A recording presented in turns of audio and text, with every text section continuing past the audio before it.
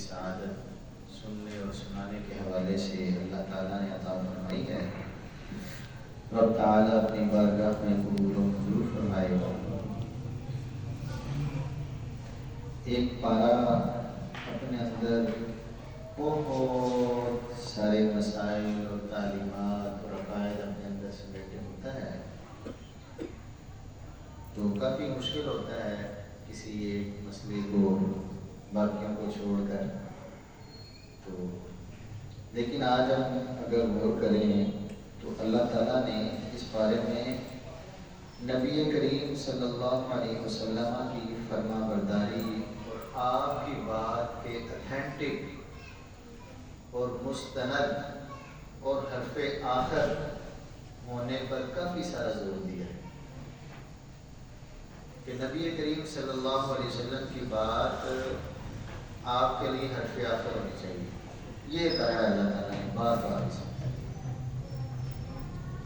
जब आपका आपस में झगड़ा हो तब भी झगड़ा किस बात पर कि ये काम ऐसे है और दूसरा कहे ऐसे है, यानी दीन में भी काफ़ी सारे और दुनियावी मामलात में भी काफ़ी सारे और दुनिया के कानून उसूल ज़ाब्ते और अजीबोगरीब निज़ाम, जिस तरह भी ज़िंदगी के हर शोबे में तो अल्लाह ताला फरमाते हैं या अय्युहल्लज़ीना आमनू अतीउल्लाह व अतीउर रसूल, ऐ मोमिनो अल्लाह ताला की बात मानो और रसूल करीम सल्लल्लाहु अलैहि वसल्लम की बात मानो।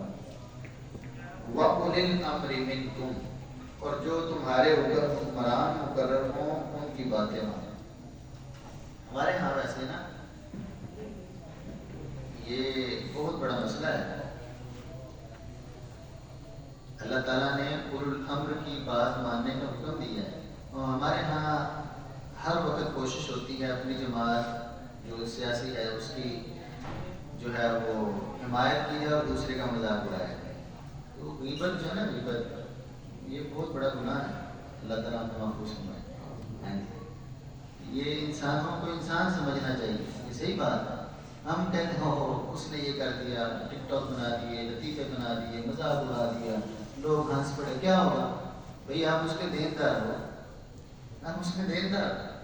नवाज शरीफ को ये कह दिया, इमरान खान को ये कह दिया, बेनज़ीर को, बिलावल को, फलाने को, इमरान खान को, पता नहीं किस जो भी हैं, तो कह दिया। पता है ना गीबत क्या है? हाँ जी, गीबत तो ये है कि आपके भाई की कोई बुराई है और आपको तस्करा कर रही है, उसको वो नापसंद है, ये गीबत। अगर नहीं है उसमें तो बोतान है ना, सीधा सीधा झूठ है।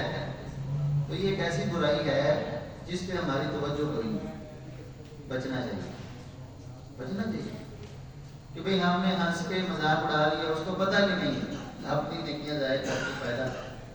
तो अल्लाह फरमाते हैं जो आपके ऊपर हुक्मरान है ना, सरबराह हैं, किसी भी लिहाज से जो आपसे बड़े हैं, आपको आर्डर दे रहे हैं, आपने उनकी बात माननी है। हदीस में इसकी वजाहत है, जब तक वो अल्लाह ताला की नाफरमानी का हुक्म ना दें आप उनको फॉलो करें। जब तक वो रसूलुल्लाह की नाफरमानी का हुक्म ना दें आप उनको फॉलो करें। आप उनके मातहत हैं तो उनका एहतराम करें, बड़े हैं आपके। लेकिन ये निज़ाम वैसे बड़ा गंदा है, जिस वजह से आधे मानने वाले आधे ना मानने वाले और वो अजीबोगरीब सा ना सिस्टम बना हुआ है। लेकिन बहरहाल माने या ना माने गीबत गीबत ही है, चाहे वो आप उनको अपने हुक्मरान मानते हैं या नहीं मानते, तो बुराई बुराई है। तो अल्लाह ताला ने वैसे हुक्म दिया है, अल्लाह की बात मानो, रसूल करीम सल्लल्लाहु अलैहि वसल्लम की बात मानो और अपने वलीउल अम्र, अपने हुक्मरान और अपने बड़ों की बात मानो। फ़इन तनाज़अतुम फ़ी शैइन, अगर तुम्हारा आपस में तनाज़ा झगड़ा हो जाए, बात एक दूसरे से मुखालफत इख्तियार कर जाए, चाहे वो दीनी मामला हो या दुनिया के निज़ाम का मामला हो, तो अब ख़ास तौर पे हमारे यहाँ मसाजिद भी अपनी अपनी हर फ़िरके ग्रोह और मसलक ने अपनी अपनी बना ली हैं। हाँ जी, तो हर बंदा कहता है कि मैं हक पर हूँ, मैं हक पर हूँ। वकुल्लु हिज़्बिन बिमा लदैहिम फ़रिहून, हर बंदा खुश है कि हम ठीक हैं। तो आम बंदे को कैसे पता चलेगा कि कौन ठीक है? हर बंदे कहता है मैं ठीक हूँ।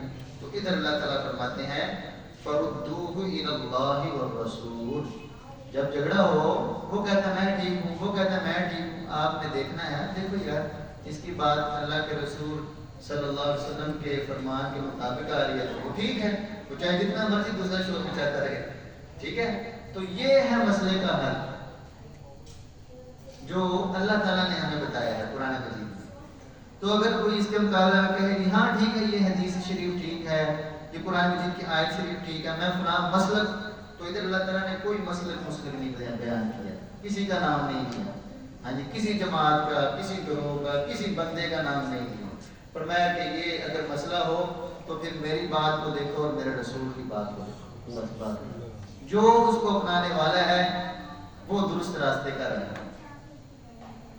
اور ان آگے فرمایا ان کنتم تؤمنون باللہ والیوم الآخر، اگر تمہارا اللہ اور آخرت پر ایمان ہے نا پھر یہ راستہ اپنا. اسی آیت کے اگلا حصہ ہے، اگر تمہارا اللہ پر اور آخرت پر ایمان ہے پھر یہ راستہ اپنانا ہے. پھر یہ نہیں کہنا میرا مسلک فلانا ہے، اچھا ٹھیک ہے، نہیں لیکن میں کیا کروں، لیکن میرے دوست مجھے ایسے کہیں گے، لیکن دیکھیں میں شروع سے ایسے کرتا ہوں. بھائی شروع سے کرتے رہیں تو ٹھیک ہے، غلطی پہ ہے مان لینا چاہیے، اس میں کون سی بات ہے.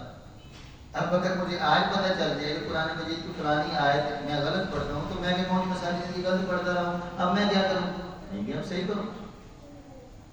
تو بات تو پھر آگے اللہ تعالیٰ نے فرمایا ہے کہ من یطع الرسول فقد اطاع اللہ.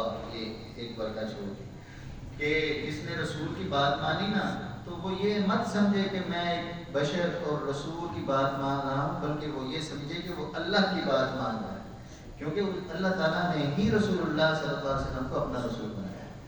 تو اس لیے پھر آگے اور اہمیت کے لیے نا اللہ تعالیٰ نے فرمایا فلا وربک، ہاں جی ادھر کہ پیغمبر آپ کے رب کی قسم لا یؤمنون، وہ بندے ایمان والے نہیں ہو سکتے حتی یحکموک فیما شجر بینہم، اپنے معاملات میں آپ کی بات کو فیصلہ کن بات نہ مان لیں، ان کا ایمان درست نہیں. کتنی سخت بات ہے.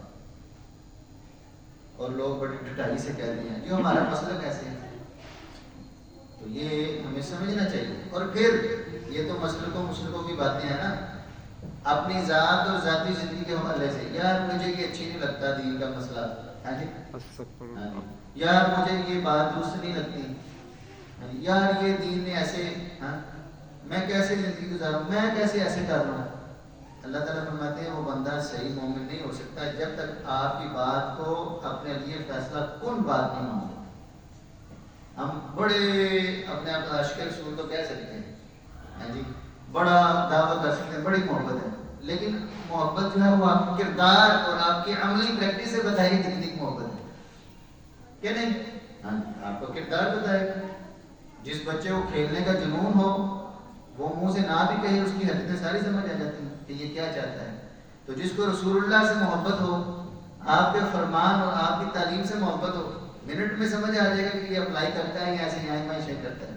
تو اللہ تعالیٰ نے ہمیں نبی کریم صلی اللہ علیہ وسلم کی فرما برداری کرنے کا حکم دیا ہے. تو ہمیں اللہ تعالیٰ اپنی اور اپنے رسول امین جناب محمد صلی اللہ علیہ وسلم کی تابعداری اور فرما برداری کرنے کی توفیق عطا فرمائے. آپ کی بات کو اپنی زندگیوں میں اپنانے اور حرف آخر سمجھنے کی توفیق عطا فرمائے. وآخر دعوانا الحمدللہ.